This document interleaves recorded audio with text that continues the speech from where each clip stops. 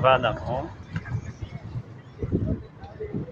ورايحين عند أرخص وأطيب شاورما همبرجر كل الشام، اسمه الكندي. بيعرفوا لي كانوا عايشين بالشام قبل ما تسافروا وتتهجروا وتتغربوا.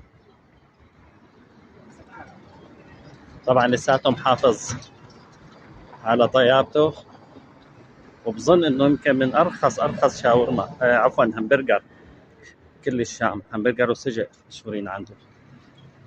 اللي بده ياكل يا اهلا وسهلا، على كفالتي مأكولات الكندي.